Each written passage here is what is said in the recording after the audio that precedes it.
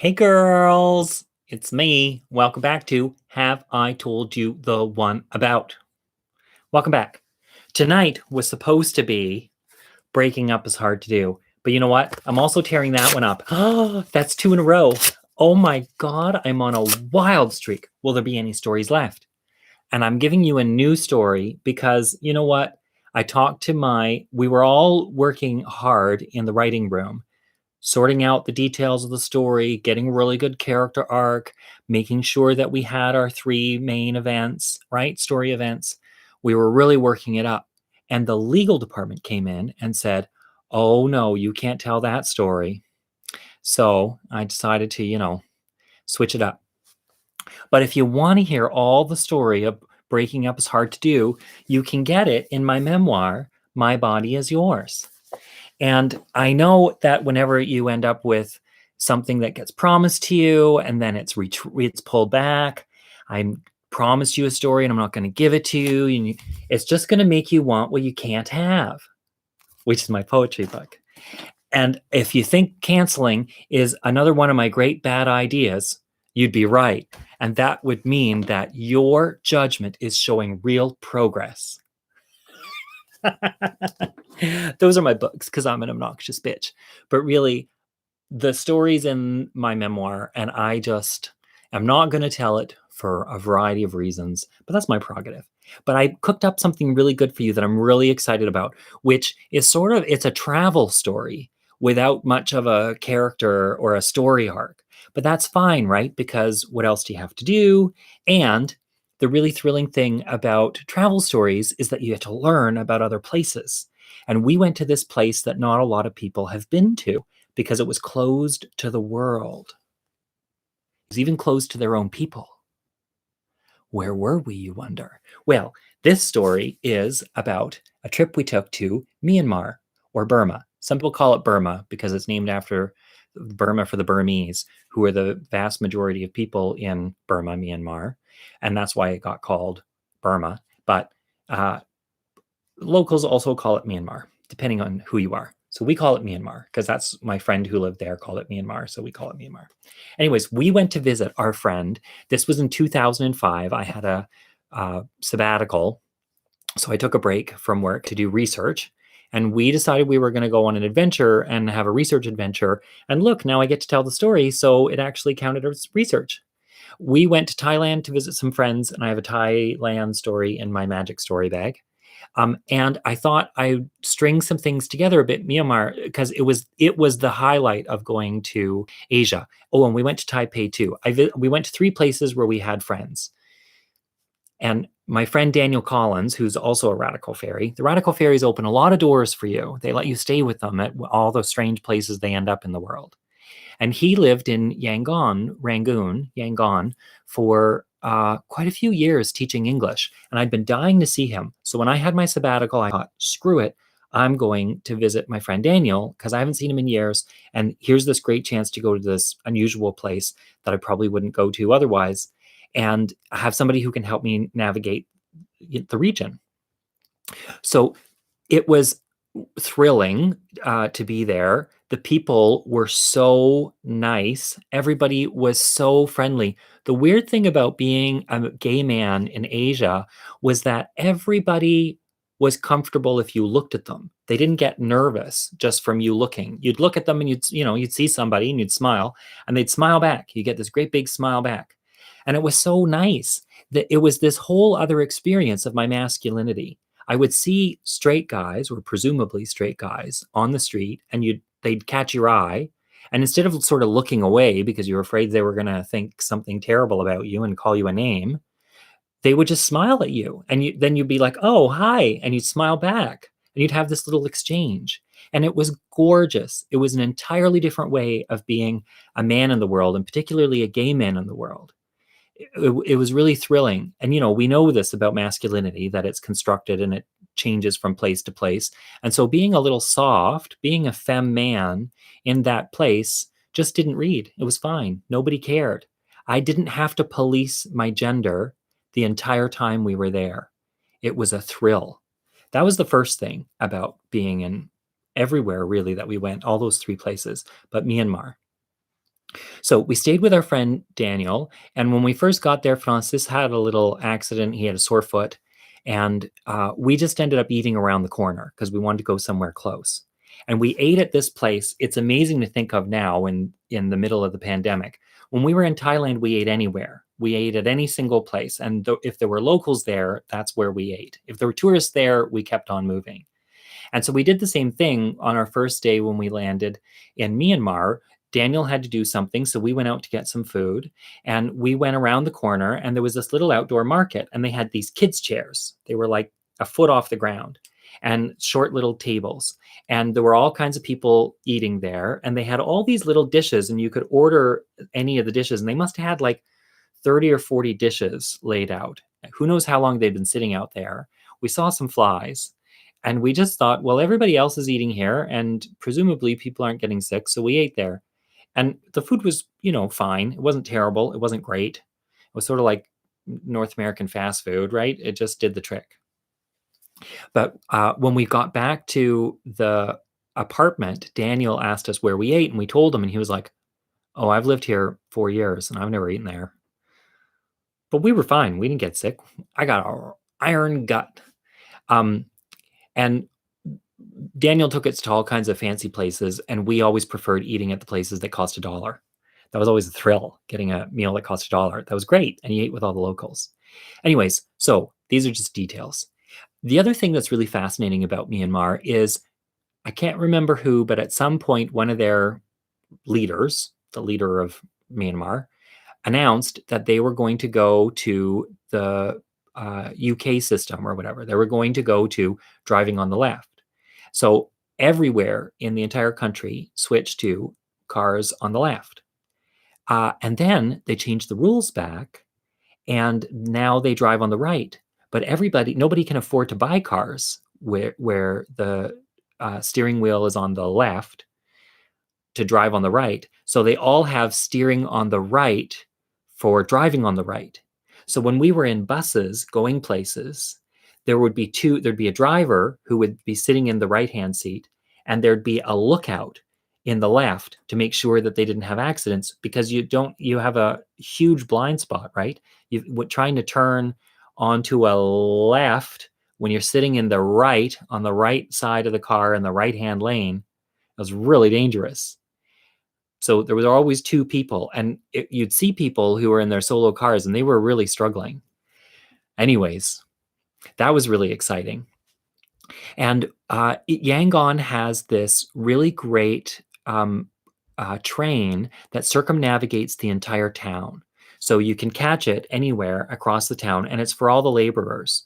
So Daniel said this is a really good way for you to see the city. It costs $1 American. You can't pay with local money. If you're a whitey, you got to pay with an American dollar. He had some. So he gave us each an American dollar. We went to the train station nearest to where he was, and we paid our dollar, and we got on the train.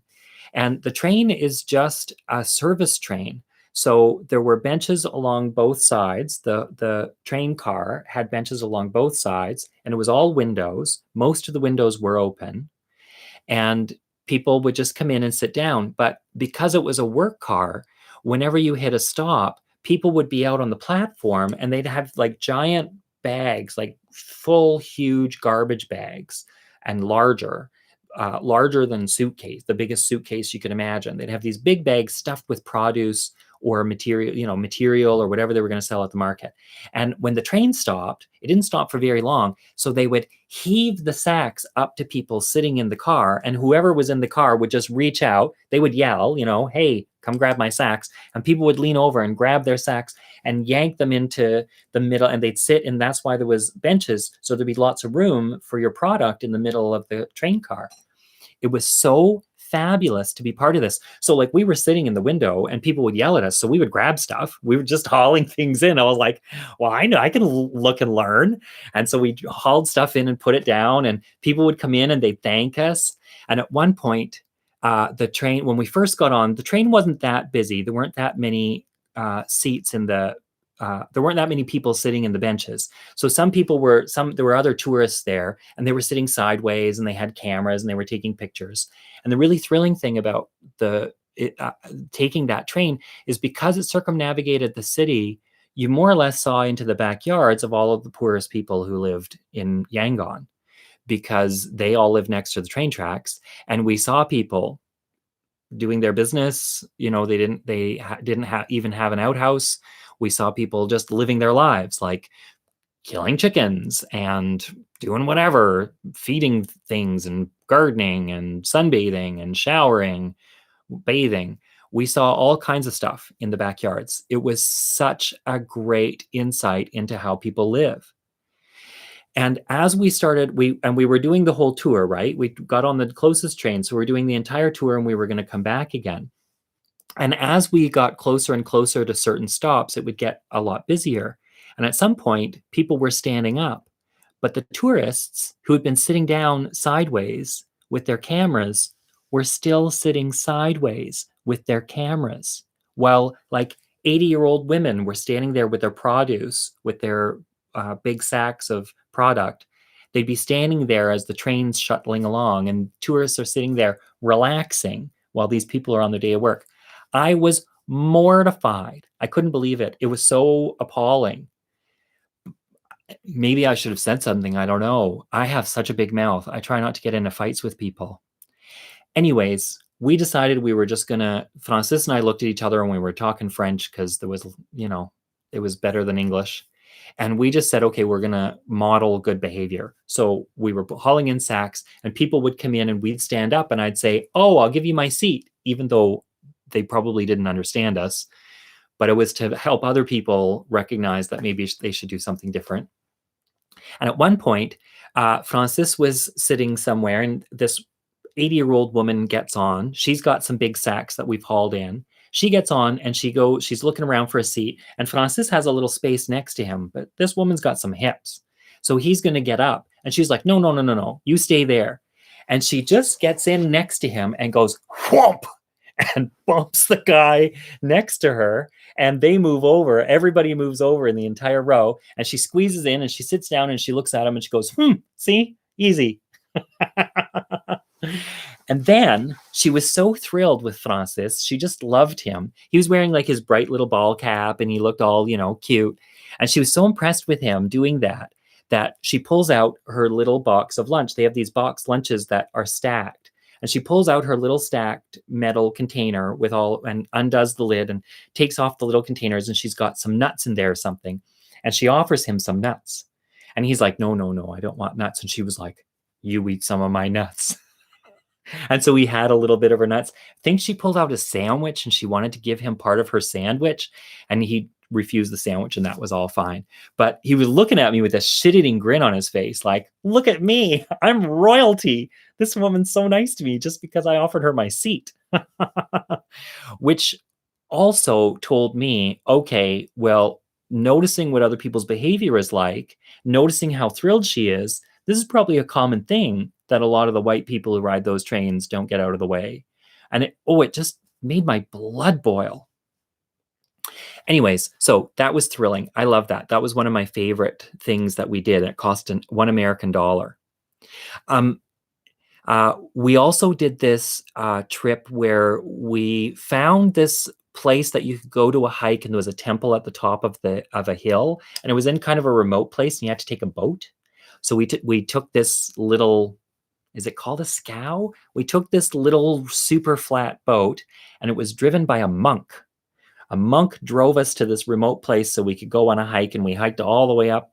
Well, there was a whole bunch of us in the boat. We hiked all the way up to the top of this thing, and there was a temple up there, and it had this phenomenal view of mountains and water, and it was just gorgeous. And we hiked all the way back down. It was a super hot day, and we got back in the boat. I don't know. There was something about the boat and the monk that it was just beautiful. Doesn't translate as well, but you can imagine it. Close your eyes. Can you hear the water? Can you feel the breeze in your face? Anyways, monks driving boats to take you on hikes. It was thrilling. And then Daniel said, okay, well, the best thing for you to do, I think, while you're here is to go somewhere. And I took this trip last year to Pa'an. It's Hpa'an, 2 words, Pa'an. And the great thing about Pa An is that it hasn't been open to anybody uh, for however long, like decades. They'd had a bunch of uprisings. It was the center, Myanmar's a dictatorship. So this place had a lot of rebels in it, and it wasn't open for a very long time. Even to locals, like Myanmar, Burmese people could not go there. If you didn't live there, you weren't allowed to go there. And they just opened it up 2 years ago. So I was there last year, and it was a really nice town. It was like super interesting. There were lots of interesting things to do.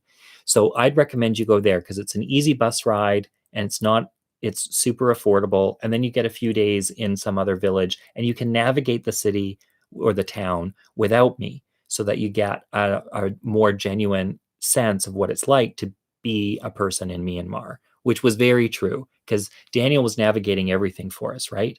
He had free time. It was the summer. He wasn't teaching. And so he just took us all over the place. So it was great. Francis and I went and we had I think it was 3 nights, 4 days in Pa An. So when we arrived there, Daniel had he spoke enough that he was able to get a hotel for us. So he arranged for the hotel. And it was the nicest hotel in town, he told me. But he also said, don't expect very much because Pa An's been closed for so long. It's a very poor place. And we arrive and we get to the hotel and they show us to our room. There are only 2 rooms that have plumbing in them. So we had a toilet and we had a shower. And the shower was just water. It was just water that came out of a pipe in the wall that sprayed. I don't think it had a shower head, or it had a very rudimentary shower head. And there was no enclosure. It was just everything was tile in the bathroom and you stood in the bathroom and you got wet. And the toilet was on this 2 foot high throne off the ground. So when you sat on the toilet, Francis was taller than he was standing. That's not true. So it was this, and that was the fancy hotel. It had the one double bed, and that bed had those weird sort of textured, really fluffy blankets that you'd get with like Toronto Maple Leafs or a hockey team. It had had cheesy imprints. Sometimes you get them with horses. We had one with a horse and a big moon. It had like super sort of cheesy early 80s. I won this at the carnival feel to it.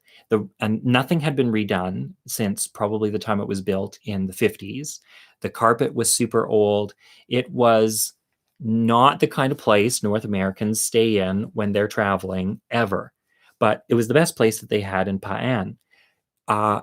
And we decided to go around and we were like, okay, if this is the one like there were 2 bathrooms, if this is the bathroom and the 2 best suites in the whole place, what do the other bathrooms look like?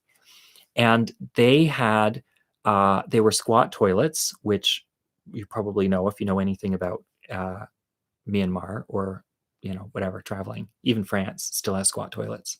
They had squat toilets, and the bathing situation was they had this room that was public. Everybody could go in. Maybe there was a man's and a woman's. I don't know if they were gendered. They must have been gendered. They had to have been. Anyways, it was just a big room that you went in, and there was no lock on the door. And there was a huge basin that was like nipple height, like it was really high off the ground. And you would you'd get wet. There were big bowls, and you'd get yourself wet with the bowls, and the water would just flow down. And you'd lather yourself up, and then you would rinse with the bowls as well. And we should have, too bad we didn't have another room. You don't waste the shower that you have when you have a shower, which had no hot water, by the way. You don't waste the shower that you have. But it was I would thought, man, I've never done anything like this. And we didn't do that. But we did all kinds of fun things. So the people who ran the hotel said that they had friends who would take us places. So we got on the back of these 2 motorbikes with these 2 young bucks who had their motorbikes. Francis got on the back of one and I got on the back of the other, and they drove us all over the place. And one day they took us to this spot that we had passed by, and we could describe it to them. They knew what we were talking about. It was a swimming hole. And it was like they had built a big pool area, but the water was natural spring water that was tumbling down all these rocks off a cliffside. And there was even a little waterfall. When you were in the water, you could swim over to where the little caves were at the end of the pool. So they built a pool that collected the water. So it was very man-made, but then also really natural. And then you could swim into where the rocks were and go into this little cave, like duck your head down and stick out and look out through the waterfall into the rest of the pool. It was really gorgeous. And the water was this beautiful blue color. There were only kids swimming there. The guys said it was okay for us to swim. They said, don't worry, you're allowed to swim. You have to wear swim trunks. And Daniel had warned us that they're quite immodest people, so wear t-shirts. So we wore t-shirts and swim trunks. And people were thrilled that we were there in this place swimming. Everybody was laughing and waving at us, and the kids all wanted to talk to us. And this is what we didn't realize. We went to see a temple one day, and it was out of town. It was just Francis and I in Pa An seeing this temple. Somebody, I think a tuk-tuk driver drove us there. I think that's right. Must have been. And we went into this temple, had a little bit of, you had to walk up, and we walked up, and there was a monk up there, and we gave him a bit of money for a blessing, and he didn't like how much money we gave him, so he gave us a mean face.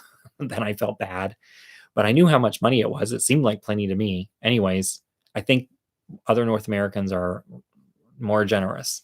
I felt like an asshole. We didn't have any more money on us. I just gave him what we had, but I thought it was enough, but it wasn't. Anyways, and when we were leaving that temple, we had to walk across this little bridge to get to this other spot.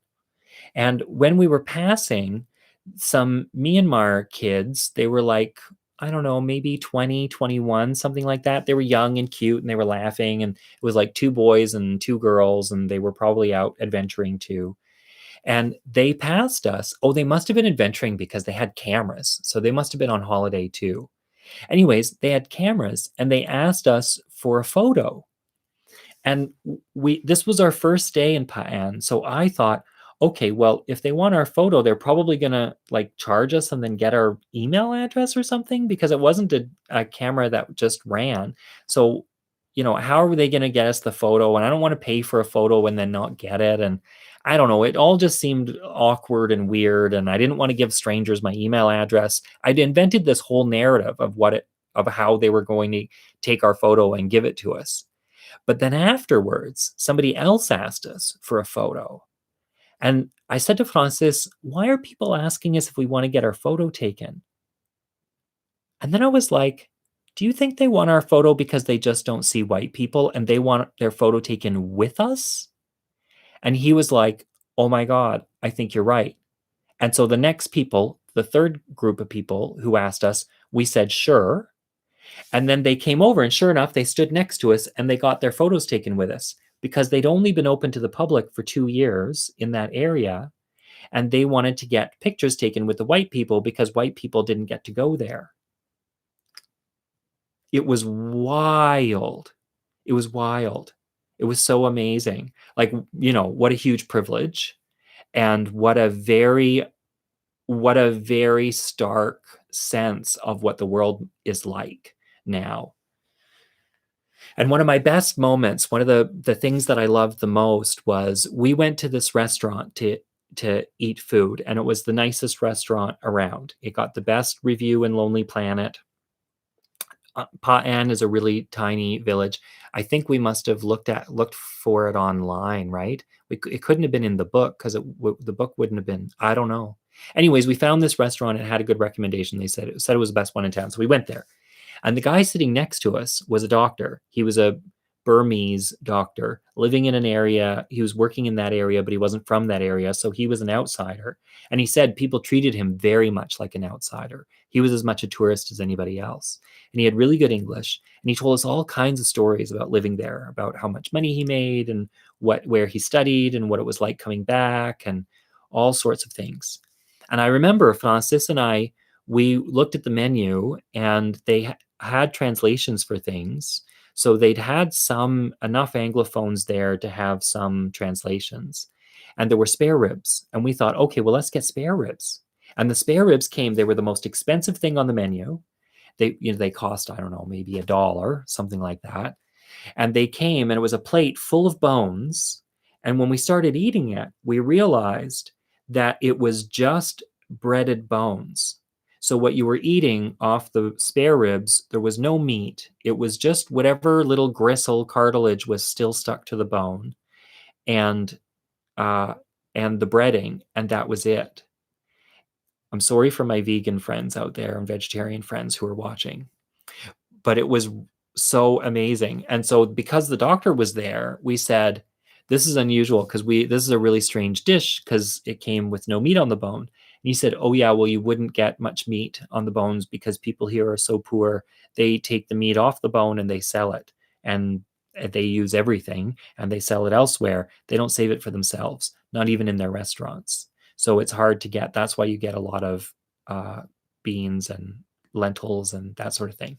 You won't find spare ribs with meat on the bone in an area like this. You find fish. So we ate a lot of fish. It was fascinating.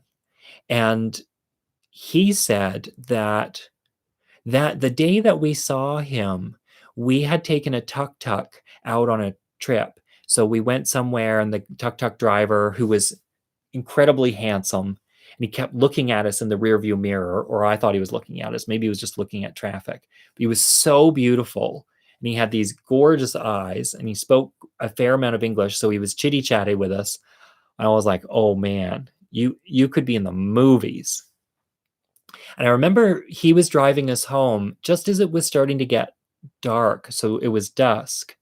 And we were coming through an area where they had a lot of houses that were just like shacks. There was no front door, there were no windows. There were just boards on a big square room that was about 3 feet off the ground because of flooding.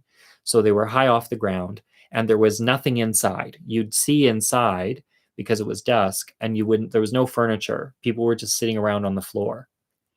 But we kept seeing, because it was dusk, we kept seeing this little faint glow sometimes when we'd pass by. And then I saw somebody, and I thought, oh, they've got power. And then I saw somebody sitting next to the wall, and they were looking at a cell phone. And the doctor said to me, this had just happened. And we said, we had this weird experience. We saw the glow from cell phones, but it doesn't look like any of those huts just outside of town have power. He said, no, no, no. They all come into town, and they have their spots where they go to, where they plug in and they charge their phones. And then they go home and they're on their phone and they have wireless network. But this has just happened. This has just happened since this area opened up 2 years ago. So all of those people who don't have electricity or furniture or anything else have managed to buy very cheap cell phones that have become available and get connected. And now they're connected to the world. And even though there are limitations on what they can find, they have a whole new idea of what the world is like, and that there are these other places and art and cultures available to them at their fingertips that they've never had before. And he said it's amazing how quickly the culture is changing in Pa and in Myanmar in general, how much that is influencing the way people live. It was fascinating. Fascinating. I can't tell you how odd it was to be in a place with no light and then to see the blue glow of people's faces inside their huts. It was just magic. It was looking into the past and the present overlapping at once, right? The past and the present simultaneously. That moment's not going to last long in that culture. And we got a little peek into it. And in the hotel where we stayed, there were these two other fags who we befriended, because you meet other white people and you say hi and they're gay and you talk to them. And they said that they had gone out on a moped trip. They'd taken these little mopeds and gone wherever it was up the road, quite a ways, like a half an hour out of town, something like that. And they got a flat. And they weren't sure what to do. And along comes this little truck. There's these tiny little white trucks that you sometimes see. There's this little truck, and it had just a tiny cab in the back. And some little, like, strong Myanmar guy gets out and walks over and looks at his flat and says something to him. They don't speak English. He doesn't speak English, and they don't speak Myanmar, Burmese, or whatever, any language that they have. And they were talking back. So they were talking back and forth with hand signals. And they sort of figured out that this guy was going to put the moped on the back of the truck and drive it into town and take them with him. But there were two mopeds, so we had to put them both up there. Or maybe the other one followed him. Oh, maybe the other one followed him. That would make sense. Anyways, oh, they only had one moped. Oh, that's what it was. Yeah, of course. I'm sorry. Whatever. You don't care. They only had one moped. So he puts it in, he lifts it up. He doesn't want any help. He's going to do it on his own. He knows how to do it. And he did it. Even though he was this tall little guy, he was super muscly, and he knew how to do this. And he puts it in the back and he drives it into town and he repairs the tire himself, spends all, however long it is, like the drive back into town, getting the tire off, putting the patch on, la, la, la. They went for a little walk and came back and it was done. And they tried to give him $1 American to thank him, and he wouldn't take it. And they were like, no, no, no, you did all this work. Like they showed, time, you did all this work, you did all that, it's just $1. And he was like, no, I do not want your money. And the doctor told us that, yeah, the Burmese are very proud and they're very kind and generous, and offering money for a favor is an insult. That they were, if they're going to do something for you, they're going to do it. And they're going to do it out of the generosity and kindness in their hearts. And I thought, man, capitalism isn't going to let that last for very long. Like, so poor that you don't have meat on your spare ribs, and you don't have electricity in your house, and you don't have furniture, and you refuse $1 for labor that you did. Like a completely different way of understanding what it's like to live in the world. And it's interesting, right? Thinking about this in the context of the pandemic. Who's being generous? Who's being kind? Who doesn't need money for their labor? Who's extending, things out of kindness and generosity? And here we all are doing that same gesture. All those people who are staying home around the world to try to help keep other people alive. It's amazing. We should look to the Burmese, the Myanmar people. Okay, so the last thing I want to tell you about this trip. Oh my God, this is a long one and there isn't even any narrative. Well, I'm glad you're here. The last detail I want to tell you is the most thrilling one. This was the highlight of my trip, period. We went on this, we paid for like an organized tour. So they brought us to a bunch of temples, and they brought us to a bat cave, which was this giant cave we walked through for quite some time, and we came out the other side of it. We went through a mountain, and it had this huge, tall opening. It was like cathedral size, like just enormous, and it was full of bats.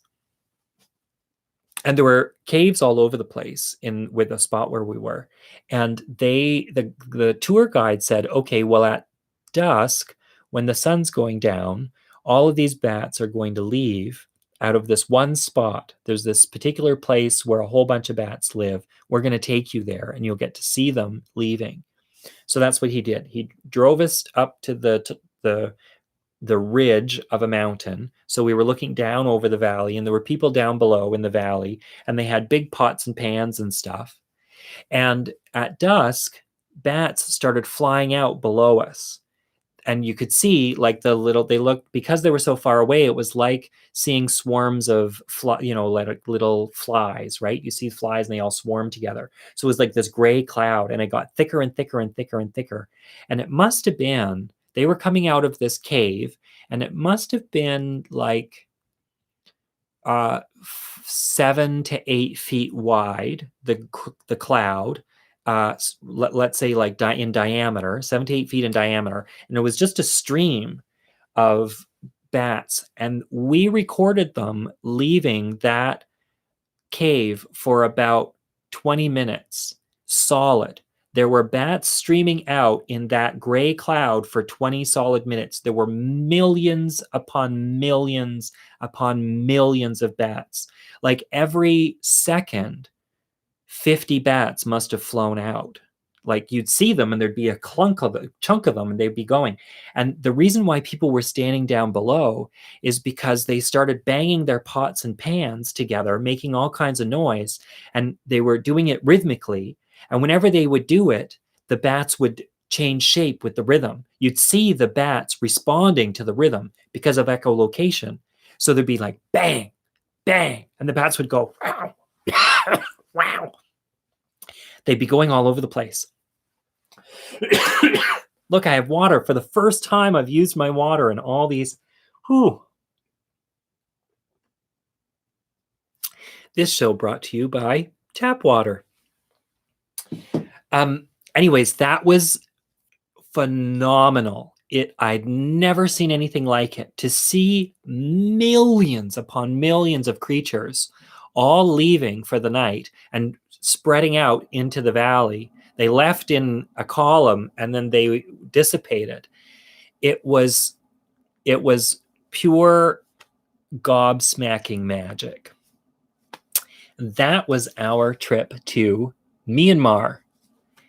You don't need to go anywhere. You just need to tune into my show. I'll keep you entertained with your trip, with my trip.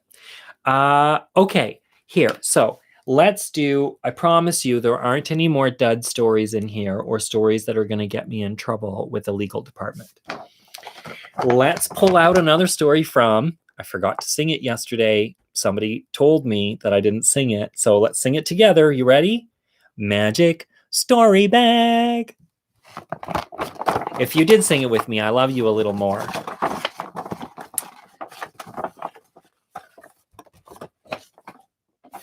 This one is, oh, now you finally get it. You get The Secret of the Radical Fairies and the Dinner Time Twos. I'm going to tell you all about the fairies. If you've ever wondered who the Radical Fairies are, tune in tomorrow. I'm going to give you some insights.